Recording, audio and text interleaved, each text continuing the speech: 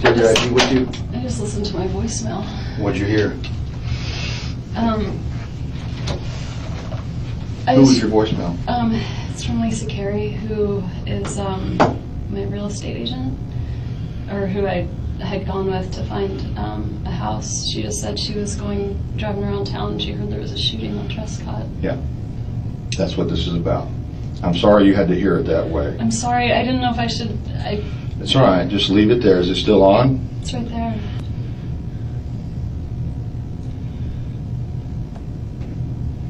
Hey, it's Lisa Carey. It is Friday, and I feel like an idiot doing this, but I just heard that there was a shooting over on Trescott, and I promise I'm not trying to be dramatic or even nosy. I don't know, just checking on you, my friend. I hope all is well. I hope your sweet boys are well, and if there's anything you need, let me know. It just ran a chill down my spine when I heard that there was something going on Trescott. All right, 212-3083. Hope all is well, and I will talk to you soon. Bye.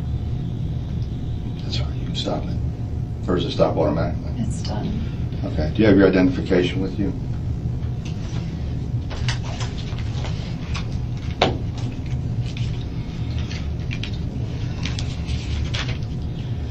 All right, so you never took the last name of Markel? No. Adelson.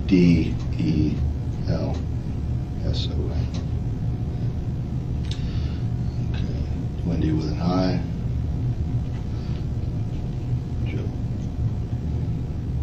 All right.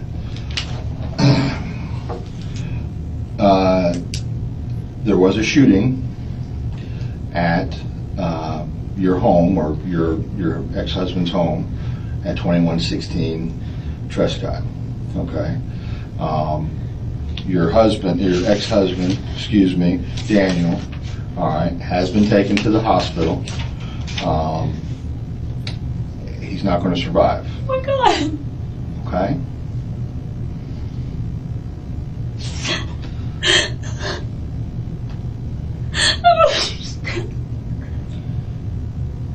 I'm so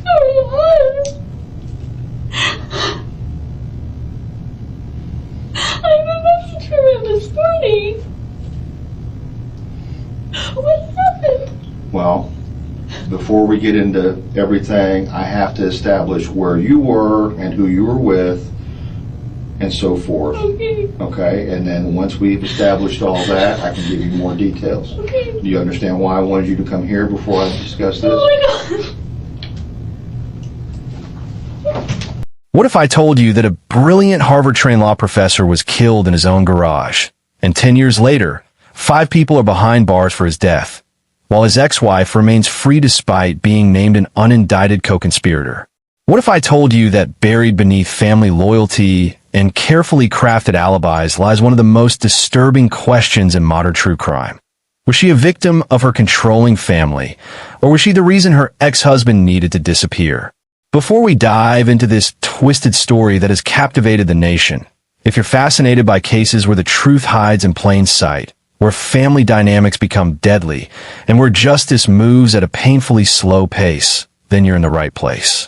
Hit that subscribe button and turn on notifications for Dark Trail Files, because this channel is dedicated to bringing you the most compelling true crime cases with the depth and detail they deserve.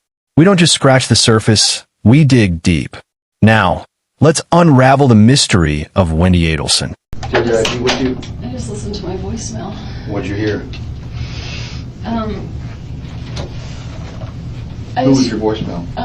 It's from Lisa Carey, who is my real estate agent, or who I had gone with to find a house. She just said she was driving around town and she heard there was a shooting on Trescott. Yeah, that's what this is about.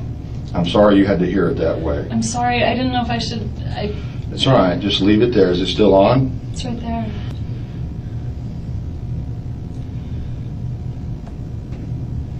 Hey, it's Lisa Carey. It is Friday, and I feel like an idiot doing this, but I just heard that there was a shooting over on Trescott, and I promise I'm not trying to be dramatic or even nosy. I don't know, just checking on you, my friend. I hope all is well. I hope your sweet boys are well, and if there's anything please let me know. It just ran a chill down my spine when I heard that there was something going on Trescott. All right, 212-3083. I hope all is well, and I will talk to you soon. Bye. That's all right. You can stop it. Or does it stop automatically? It's done. Okay. Do you have your identification with you?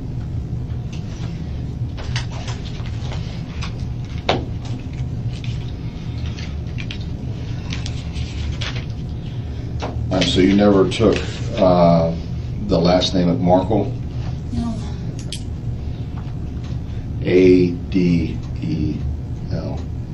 Adelso. Okay. Wendi with an I. Joe. All right.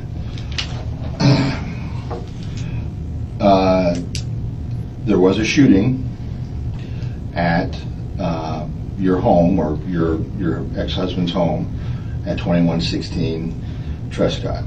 Okay. Your ex-husband, Daniel, all right, has been taken to the hospital. He's not going to survive. Oh my God. Okay.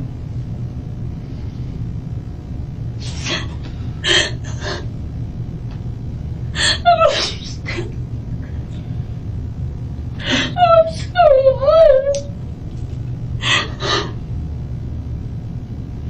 I'm about to tremendous party. What happened? Well, before we get into everything, I have to establish where you were and who you were with and so forth. Okay. Okay, and then once we've established all that, I can give you more details. Okay. Do you understand why I wanted you to come here before I discuss this? Oh my God.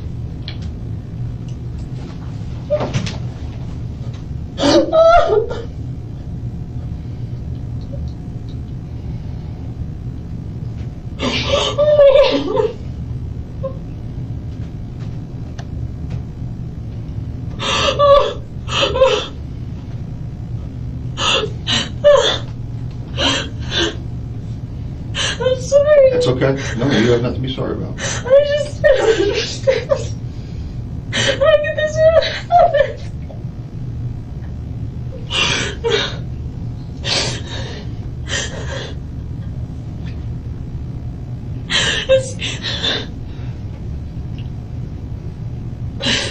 Can you let me get over this hump, okay? Can we do that first? All right. Can you tell me what time you left your house this morning? Yeah, I was there. I didn't leave this morning. I didn't leave until noon. Okay.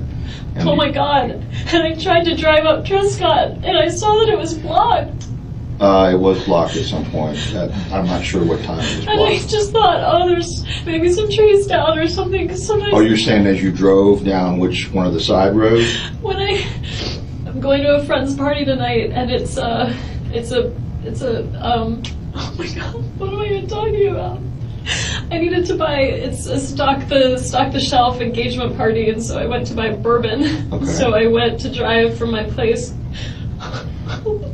up Trescott to get to ABC Liquor, and it was blocked, so I just turned around. I was on the phone at the time. I wasn't paying a lot of attention. Right. So I just turned around and drove up the other way. I just thought, oh, sometimes when I lived there were electrical things Okay. that would happen. I left my house around 12:15 because I thought I'll get the bourbon and then I'll get some gas for the car and get super glue for one of the boys' toys. And I was trying to do all I can before meeting my two friends at 1. Okay, who was at your house this morning? The only person that was at my house this morning was a guy from Best Buy because my TV was broken and it's under warranty. Good for you. Yeah, I figured. Okay, a guy from Best Buy was at your house to work on your TV? I had his name and everything at the house if you Okay. want it, because the boys broke the TV, so he gave me a choice of fixing it or getting a new one. What time did he come to the house? He called me at around 8. He was probably there until around 10. Okay. Um, Okay. And then you and then after he left, I kept working on a paper, and I emailed the paper to a librarian at school to work on some of the citations. Okay. And I don't think I talked to anyone else, but I was just working for an hour or so from the house. I was going to take a shower, but I didn't. I ran out of time. I did laundry, and then I left the house around noon. To go to the liquor store and the stuff for the party? Yeah. Okay, you went down which road you said? I went down Trescott. Okay. I saw a police car there, and I just thought it was blocked, so I just turned around and drove to, I went down the rest of Centerville, went up Benton, took Benton across, went to ABC Liquors, bought the bourbon. I'm a little confused. You're up on Centerville Road. What's your purpose of driving down Trescott? It's usually the shortcut to get to Monroe. To get to Monroe? I usually take it as a cut through to get to Thomasville or Monroe. Okay, all right, so you... I don't know why I said Monroe. I was thinking Mosaic, Monroe, Thomasville. Okay, so when you come down into town on Centerville... I almost always cut through Trescott. Trescott and just drive by your old house? Well, I do it as a way of, like, coming to terms with a divorce. But, yeah, sometimes I drive there. If I'm too sad, I drive around. Okay. If the kids aren't home, and I know they're not home, I feel better about driving by the house. But, yeah, it's shorter, and I just usually drive by. It's shorter than going all the way down to Benton? All the way down Centerville and around Benton. It's just Right. a shortcut I always took. Okay, so you turned around and went back to Centerville, I take it? Yeah. Down to Benton, and went to the liquor store down there on Thomasville? Yeah. The one at Benton Road? ABC Liquors, it's at, Benton. Mm-hmm. Okay. All right, did you make a purchase there? Yeah, And that was sometime after 12? probably 12:30. Okay, all right. And I talked to a guy there because I don't really buy much alcohol, and so they wanted bourbon, and I asked the guy, we had a whole conversation about bourbon and Right. my eyes, like, Your eyes? he just said, your eyes are really blue, Right. and You have contacts? I do. Okay. But I just remembered it. Right. So I bought the bourbon and got some gas on Thomasville and met my friends at Mosaic. Which gas station did you go to on Thomasville? The one that's, I always forget the name, but the one that's close to the cross street, it's right next to the Goodwill. Okay. If you're heading north on Thomasville,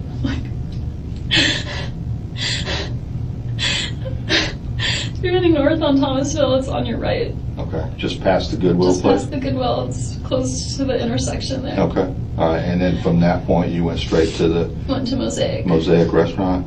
and met friends there. I used to have kind of a steady Friday meeting, and I hadn't seen my two friends in a while. And so we had made plans to meet up. What time did you get to Mosaic? About 1. I was a little late. We were supposed to meet at 1, and I got there a few minutes after. Okay, all right, I know it's cold in here. Okay. I think that's not why I'm Okay, shaking. I know it's part of it, but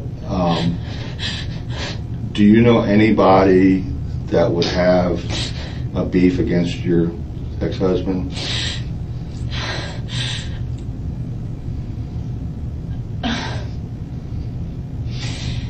He's, oh my God. I hate to ask it now, but I have to do it now. You understand, right? I understand.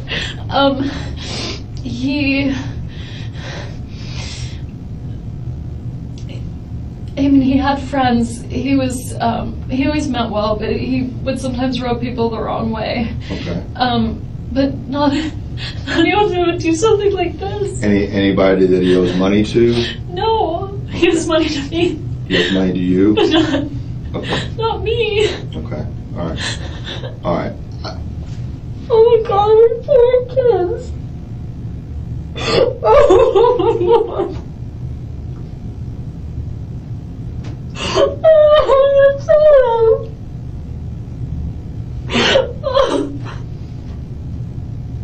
I know a lot of people didn't really love him, but I don't know anyone who would do something like this. Well, we're still trying to determine, what happened and how it happened. But he wouldn't do this to himself. Okay. He was a very positive person. Okay. No one that you know of or that he's spoken to recently that he's had some type of problem with or that he was concerned about? No one that he was concerned about. I mean, we've been separated for 2 years, so I don't know, like, Right. you know, if he had something going on, I wouldn't know about it. But I mean, I had lost my voice earlier this week, and so we had put off this conversation about our son's school and where he was going to go, and he I can't. I know a lot of people didn't love him, but not anyone who would, like, hate him. Okay. He meant well. Everyone that knew him Okay. knows that he means well, but he can be a little, like, argumentative. Right. But not, he didn't owe anyone money. He didn't do anything except work and take care of his kids. He wasn't involved in anything bad. Okay. I can't believe this is happening. I know. And he was a professor at the law school, is that correct? Yeah. Okay. And your divorce has been 2 years, or the total separation, I'm assuming? Total separation's been 2 years. Our divorce was finalized last summer around this time. Okay. He wouldn't do this to himself. He has a girlfriend now. You know his... July 18th, 2014. Tallahassee, Florida. A summer afternoon that would change everything. Dan Markel, a 41-year-old Florida State University law professor, pulled into his garage after dropping his kids off at daycare. He was admired by colleagues, beloved by students, and known as a devoted father to his 2 young sons. Within minutes, 2 bullets to the head would end his life in the most calculated way imaginable. The scene was chilling in its precision. Nothing stolen, no signs of struggle, just a man in his car, in his own home, executed. Law enforcement knew immediately this wasn't random violence. This was personal. This was planned. And the question that would haunt investigators for years began to form. Who wanted Dan Markel dead? To understand this case, we need to go back to the beginning, to a marriage that seemed promising but would end in bitter acrimony. Dan Markel met Wendi Adelson in 2005. Both were attorneys, both were ambitious, both came from Jewish families. They married in 2006, and for a time, things seemed perfect. They had 2 sons together. But beneath the surface, cracks were forming. Wendi herself would later address her marriage, and what she claims went wrong. Here's what she had to say about her relationship with Dan. And is that the only book you've written, or have you written more than one book? I've only written one book. What was the book about? The book was about human trafficking and about the vulnerabilities that lead to trafficking, the problems when it occurs, and basically how to recover from it after. Where was the book set? It was set in a fictional town. What was the name of the fictional town? Hiawassee Springs. So Hiawassee. Is it located in the panhandle of Florida? No, I used to see the name when I was driving from Tallahassee to Orlando, so it's somewhere in between. And was the place modeled after Tallahassee? It was definitely somewhere in Florida, but not supposed to be about Tallahassee, no. Who was the central character in that book? So there's 3 central characters. One was one of my clients, kind of a composite character from Eastern Europe. One was kind of a composite character of many clients I've represented from Latin America, and one was a public interest lawyer. And was the public interest lawyer Lily? Yes. And is that the character that was sort of based after yourself? No, really more based after a friend of mine. And was Hiawassee, Florida, quote, just a small stop on the way back to what we had previously known as civilization? Is that a quote from your book? That sounds like a quote from my book, yeah. And who's the husband of Lily, the public interest lawyer? You want his name in the book? Yes. I think it was Josh Stone. All right, and what was Josh's employment? Josh was an English professor.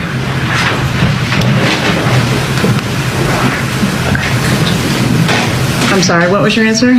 Josh was an English professor. A professor, where did he teach? It's been a while. I wrote the book over 10 years ago. I don't remember what I named the university in the North Florida State University? That sounds right. NFSU? NFSU sounds right, yeah. All right, and in the book, does Lily lament, quote, we moved to this godforsaken place for Josh's career? Yes, that sounds like a line Lily would say. All right. When you looked at page 187 of the divorce document on cross, and I'll hand that back to you.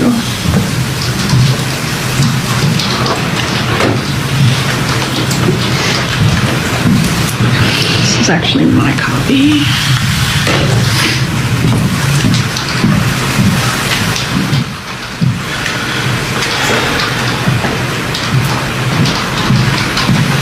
Just turn back to 187.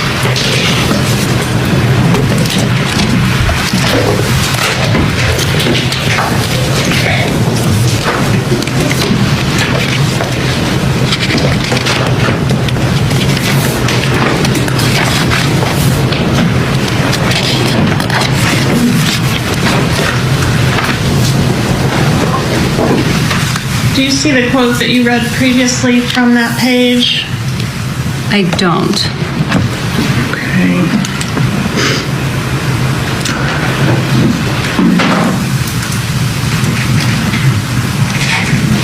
It had to do with, let's see if I can find it, that you were very unhappy in the marriage. I think it's the third paragraph there. I see that line. Okay, the wife has been very unhappy in the marriage and files her petition for dissolution of marriage in August 2012.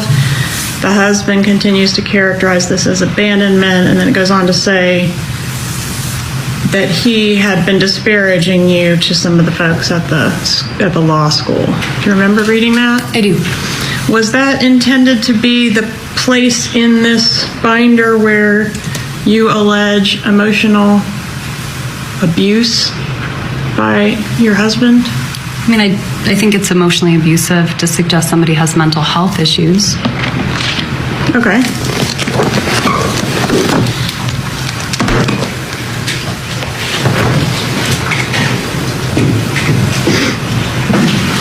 What is the Prof's blog? You were asked about that on Cross.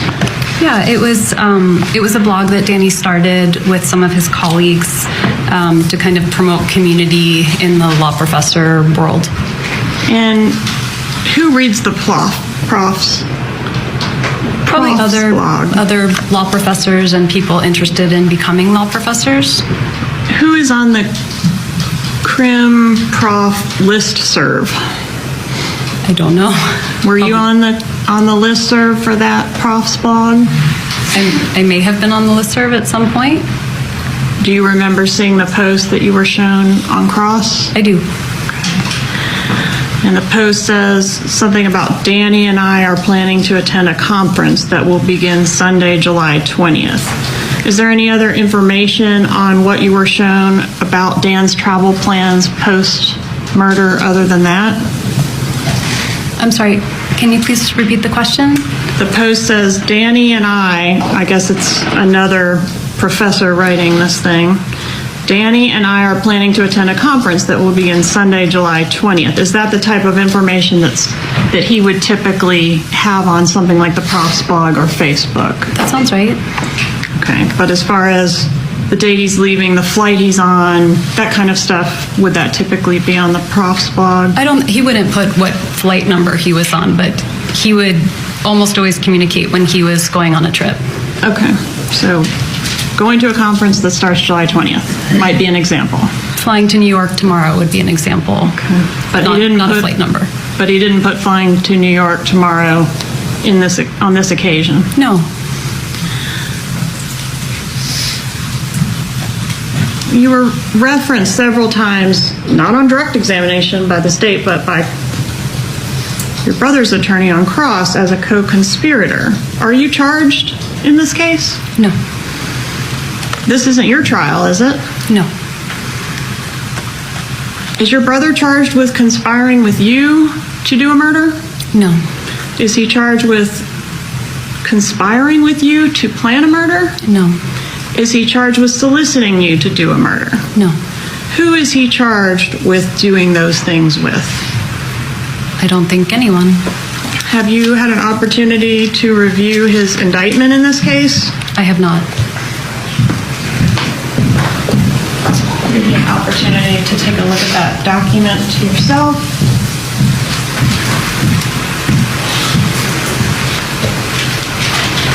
Who is your brother alleged to have done these crimes with? Katherine Magbanua. Were you on the wire in this case, Ms. Adelson?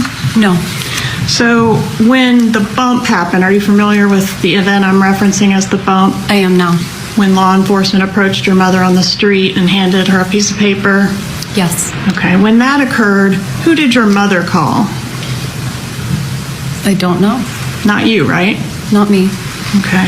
And once your brother found out about the bump, did he call you about it? No. Who did he call? I don't know. Well, you listened to the calls to authenticate the voices, didn't you? Just to hear the voices, not to hear the content of the calls. Okay. And the voices were your brother's voice, right? But I listened to the calls just to hear who was on them, so I don't know what content they're referencing. I heard your answer. My question to you now is, your brother's voice was on the calls. He was on some of the calls I listened to. Okay. Your mother's voice was on the calls. She was on some of the calls I listened to. Did you have any secret meetings with your brother post bump that happened in South Florida? No. You were asked about Jeffrey Lacasse and the way that your relationship ended. What is OkCupid? OkCupid is a dating website. Were you on that dating website?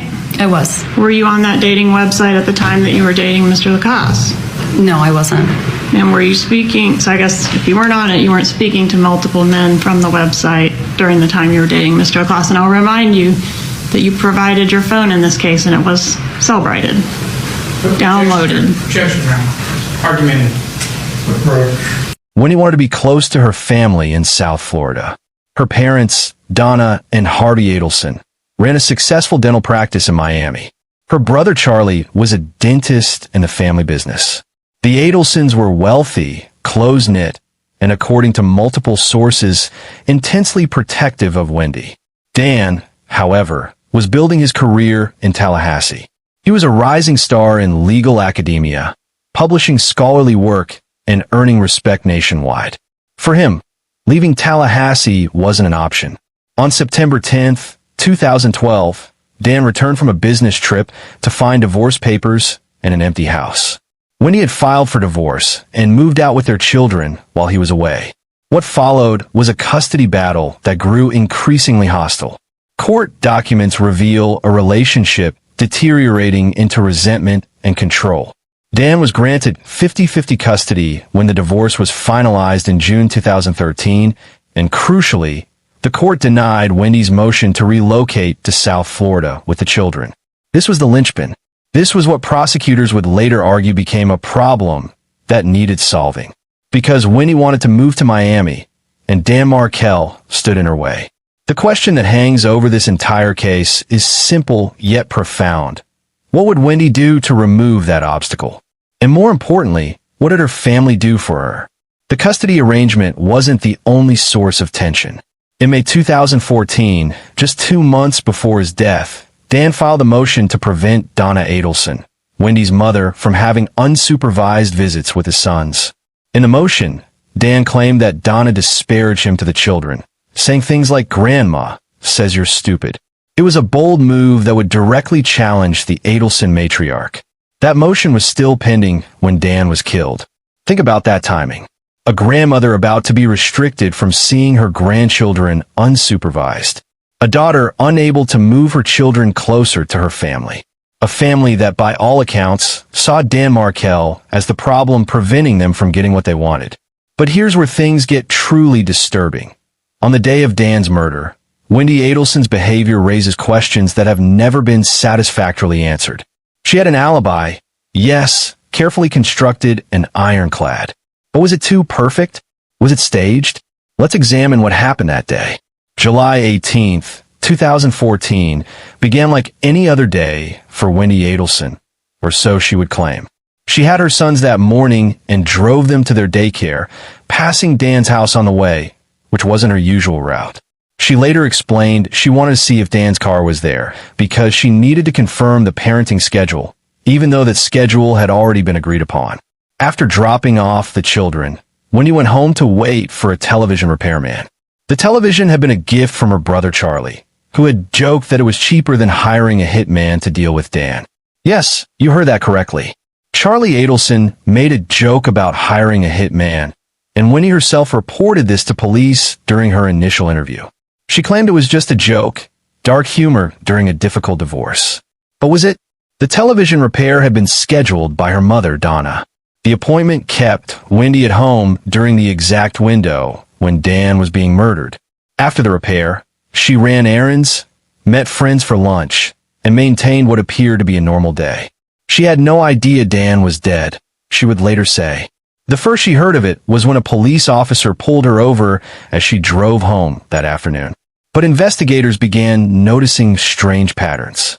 Wendy had asked her ex-boyfriend, Jeffrey Lacasse, about his travel plans around the dates of the murder. Prosecutors later suggested the Adelsons might have tried to frame Lacasse, though this theory never fully developed. More damning was what Lacasse testified to in later trials, that Wendy had told him just days before the murder that her brother Charlie had looked into all options to take care of the Dan Markel problem, including hiring a hitman, and it would cost about $15,000.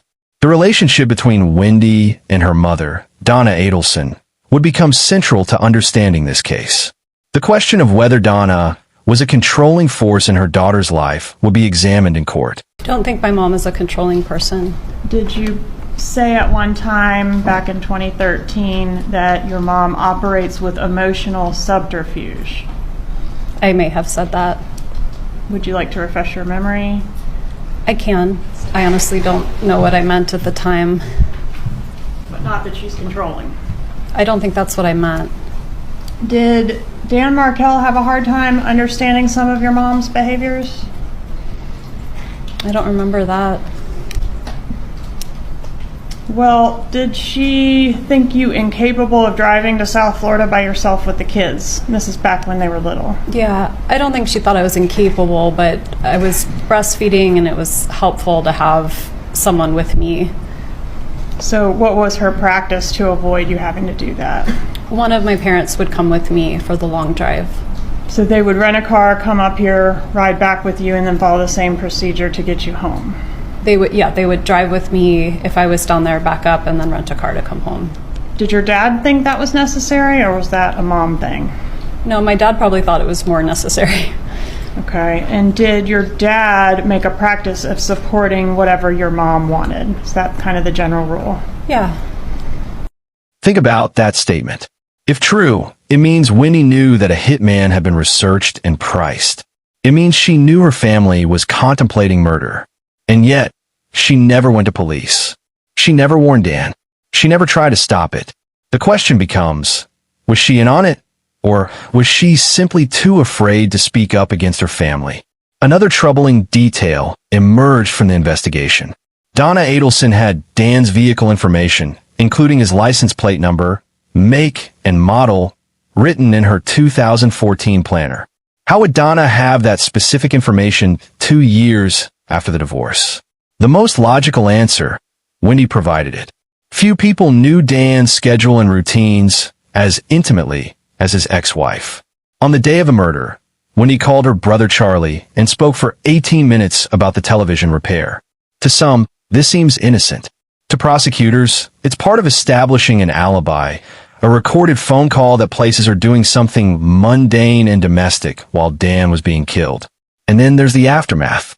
Within 48 hours of Dan being shot, Wendy relocated to South Florida with the boys.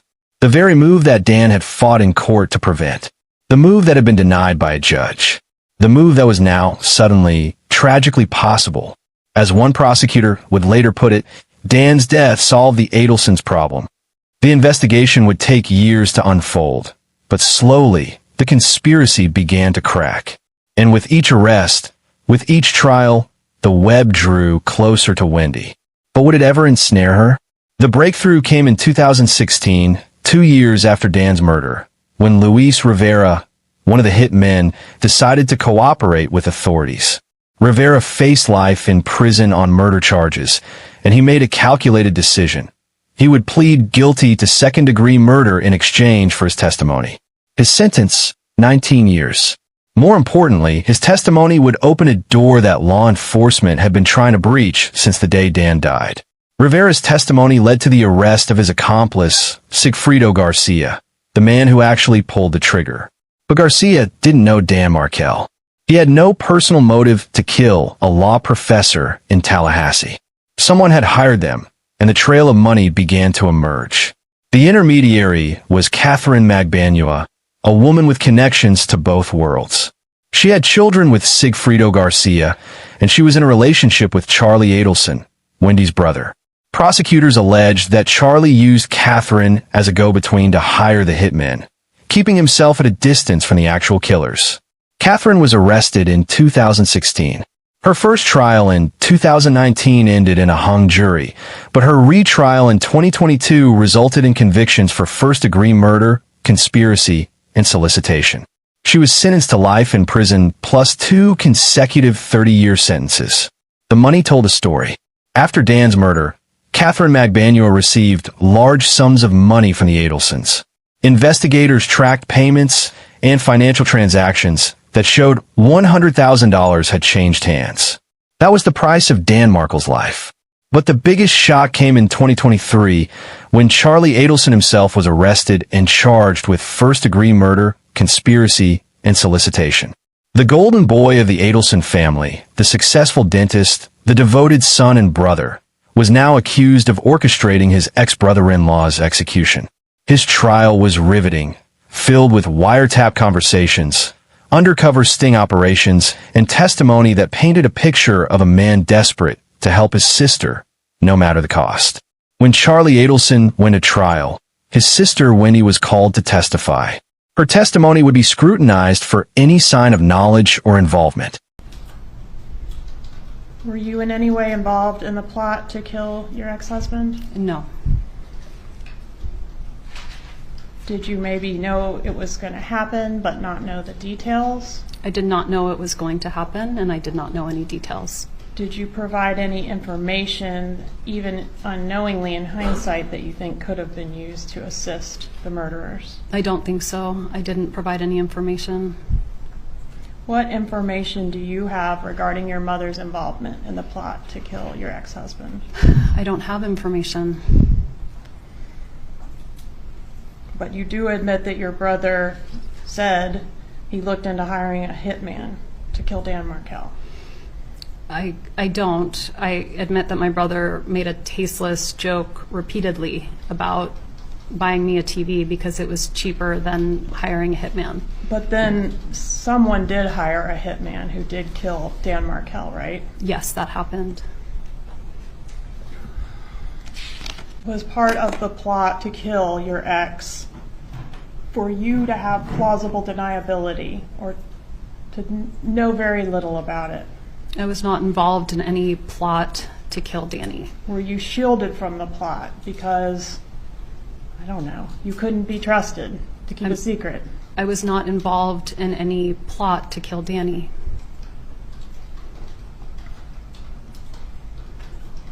Why did you tell investigator Isom in your law enforcement interview that you were worried the police, or you were worried, I guess, in the police car on the way to be interviewed, that you might be considered a suspect? Because I couldn't think of anything bad going on in his life other than the divorce. And frequently the ex-wife is a suspect. Were you treated as a suspect? I was not. But you mentioned 9 times in your law enforcement interview being a suspect, didn't you? I did, yes. Charlie was found guilty on all counts in November 2023 and sentenced to life in prison, plus an additional 30 years for conspiracy and solicitation. But even in his conviction, Charlie never implicated his sister. He never said when he knew. He never said when he asked. He took the fall, and prosecutors noted this protection in court. Then came the arrest that stunned everyone. On November 13th, 2023, Donna Adelson, the 75-year-old matriarch of the Adelson family, was arrested at Miami International Airport. She and her husband Harvey had obtained rushed visas and booked one-way tickets to Vietnam, a country with no extradition treaty with the United States. She was trying to flee. Donna was charged with first-degree murder, conspiracy, and solicitation. The trial that finally began on August 22, 2025, after delays, would become the most explosive yet. Prosecutors painted Donna as the mastermind, the overbearing mother who couldn't stand to see her daughter unhappy, who couldn't bear to have her grandchildren so far away. They presented emails where Donna offered to split $1 million with Wendi and Charlie to bribe Dan into allowing the relocation. They presented evidence of Donna's involvement in planning, funding, and celebrating the murder. As the final trial approached, Wendi Adelson took the stand once again, this time in her own mother's trial. Her testimony would be critical. Name and spell your name. Wendi Adelson, Wendiadelson. Miss Adelson, where are you from? I'm from Coral Springs, Florida. And you live in another state now, currently, right? I do, yes, ma'am. All right. How are you employed? I'm an immigration attorney How long have you been an attorney? since 2006. And you're here pursuant to a state subpoena, is that correct? Yes, And that subpoena confers a type of immunity on you.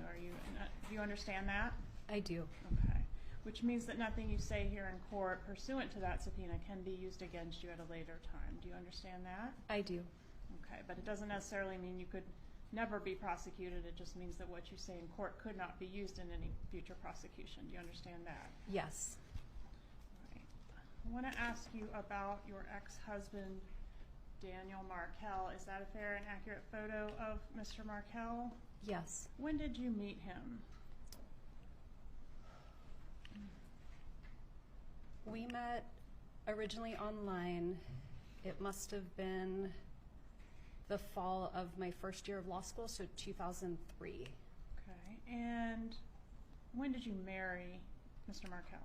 We married in February of 2006. Were you living in Tallahassee at some point as a married couple? Yes. When did you move to Tallahassee? We moved to Tallahassee my final year of law school, so that would have been in the summer of 2005. And we were here from 2005 till 2006. We spent a year at the University of Miami from 2006 to 2007, and then came back to Tallahassee from 2007 until 2014. All right. And during the time that you were living here in Tallahassee, did you live over on Trescott Drive?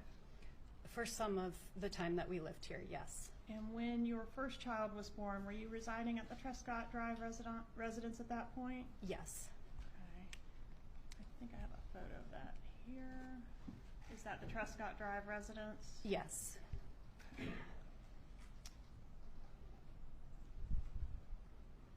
And how many children did you have with Mr. Markel? We have 2 children. What were their ages at the time of their father's death? It was 10 days before my older son's 5th birthday, so he was 4 turning 5, and our younger son was 3.5. The boys are 14 months apart. And did there come a time when you and Mr. Markel separated? Yes. When was the separation? It was in the fall of 2012. Whose decision was it to separate? It was mine. How did your ex take that news?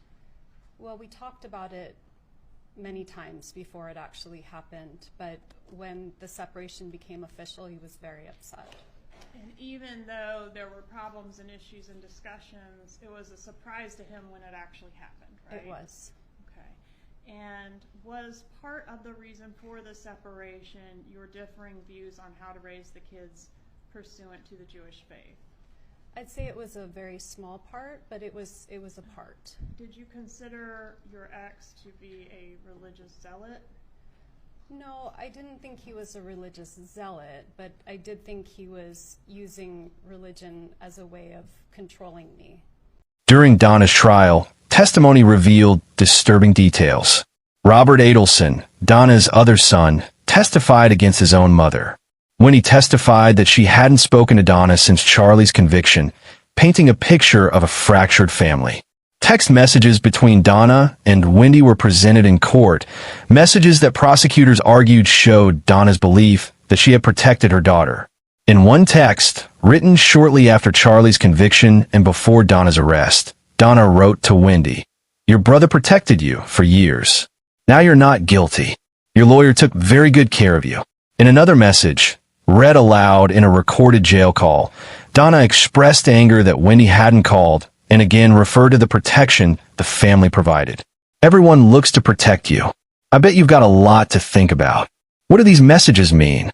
Are they the words of a mother who orchestrated a murder to help her daughter? Or are they the bitter words of a woman who feels abandoned by the child she tried to help?" The interpretation depends on whether you believe Wendi knew about the plot. On September 4th, 2025, after just 3 hours of deliberation, the jury found Donna Adelson guilty on all counts. She gasped and sobbed as the verdict was read. On October 13th, 2025, she was sentenced to life in prison without the possibility of parole, plus an additional 30 years for conspiracy and solicitation. 5 people are now behind bars for Dan Markel's murder: Luis Rivera, Sigfredo Garcia, Katherine Magbanua, Charlie Adelson, and Donna Adelson. 5 people convicted, but 1 person remains free and has never been charged: Wendi Adelson. And that's the question that haunts this case. Why hasn't Wendi been charged? Is she innocent or is she untouchable? Wendi Adelson has been named by prosecutors as an unindicted co-conspirator. That designation is significant. It means investigators believe she was involved in the conspiracy, but they haven't brought formal charges against her. She has testified at every trial under grants of limited immunity, meaning her testimony cannot be used directly against her unless she commits perjury. So what evidence exists against Wendi? Let's examine what we know. First, there's the statement to Jeffrey Lacasse, her ex-boyfriend, where she allegedly told him that Charlie had looked into hiring a hitman and knew it would cost about $15,000. If Lacasse's testimony is accurate, it means Wendi had advanced knowledge of the murder plot. She knew it was being considered, and she did nothing to stop it. Second, there's her behavior on the day of the murder. The carefully constructed alibi. The television repairs scheduled by her mother that kept her home during the exact window of the killing. The 18-minute phone call with Charlie about that television. The unusual route past Dan's house that morning to check if his car was there. Taken individually, these could be coincidences. Taken together, they form a pattern that prosecutors argue shows coordination. Third, there's the aftermath. Wendi moved to South Florida immediately, achieving the goal that had been denied in court. She cut off contact between Dan's parents and their grandsons after the arrest began in 2016. She changed her sons' last names from Markel to Adelson, claiming it was for their safety. These actions, while legally permissible, strike many as cruel to a grieving family trying to maintain connection with their murdered son's children. One of the most controversial moments in the various trials came when prosecutors questioned Wendi about how she referred to her ex-husband. Did you refer to him as an STD? I don't remember saying that. Tab 5.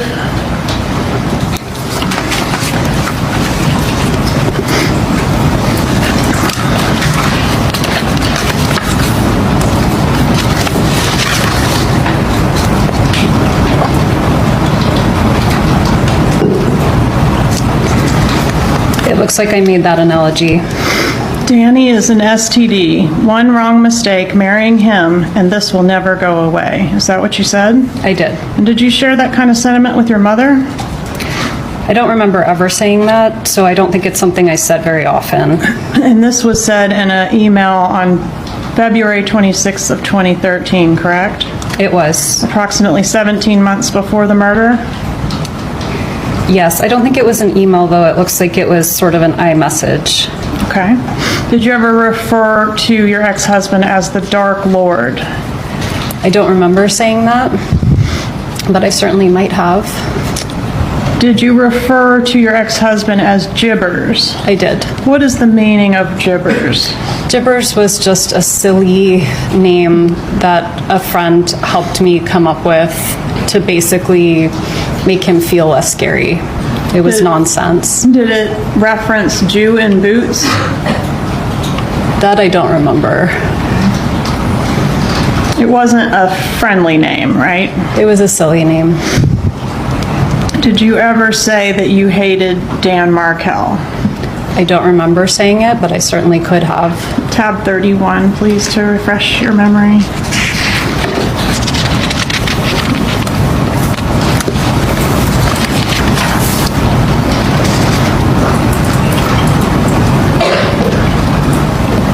I said that I hate him in this moment. Okay, and did you say in that email, that same email, quote, I hate my children's dad? I did. And do you agree that email was sent approximately 15 months before Mr. Markel was murdered? It was in April of 2013. Yeah, I think that's right. Fourth, there are the text messages from her mother. Your brother protected you for years.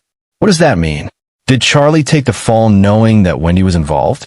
Did Donna orchestrate the murder believing she was helping her daughter? The messages suggest that Donna believed she was acting on Wendi's behalf, whether Wendi explicitly asked or not. Fifth, there's the book. Before the murder, Wendi wrote a novel called This Is Our Story, about a lawyer named Lily who feels stuck in a small town because of her husband's job. Prosecutors have argued the book is autobiographical, showing Wendi's state of mind and her desire to escape Tallahassee.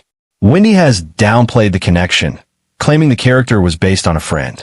But the parallels are striking. A lawyer, stuck in North Florida, wanting to leave, unable to because of her husband. So why hasn't she been charged? Legal experts offer several theories. First, there's the immunity issue. Wendi has testified at multiple trials under immunity agreements. Prosecutors have to be careful about how they use that testimony. Second, there's the question of evidence.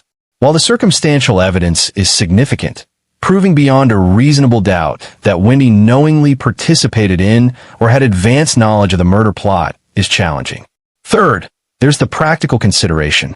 Prosecutors have secured 5 convictions. Going after Wendi and losing could undermine the entire narrative they've built. As one legal analyst put it, if you've got 5 and go for 6 and you don't get 6, you've still got 5. But if you lose number 6, does it cast doubt on the first 5? But the tide may be turning. In Donna's trial, State Attorney Jack Campbell said his office would make decisions in the coming weeks about further charges. Legal experts believe that if Wendi is going to be charged, it will happen soon. The conviction of Donna, combined with all the testimony from previous trials, may have given prosecutors what they need. There's also the possibility that someone could flip. If Charlie or Donna decides to cooperate, to tell the full truth about Wendi's involvement, that testimony could be the final piece prosecutors need. There may also be evidence that hasn't been presented yet because it was relevant specifically to Wendi's potential guilt, but not to the guilt of the others already convicted. But we must also consider another possibility, one that many find difficult to accept. What if Wendi truly didn't know? What if her family did this for her, believing they were solving her problem, without her knowledge or consent? The Adelson family was, by all accounts, intensely close and protective. Donna was described as an overbearing matriarch who controlled many aspects of her children's lives. Is it possible that Donna and Charlie hatched this plot believing they were helping Wendi, without ever telling her explicitly what they planned to do? Is it possible that Wendi's statements to Lacasse were her repeating something Charlie said, but not truly believing it would happen? This is the most charitable interpretation of the evidence, and it's the one Wendi herself has maintained. She insists she had no knowledge of the plot. She insists she would never have wanted Dan dead, that despite their difficult divorce, she wanted him in their sons' lives.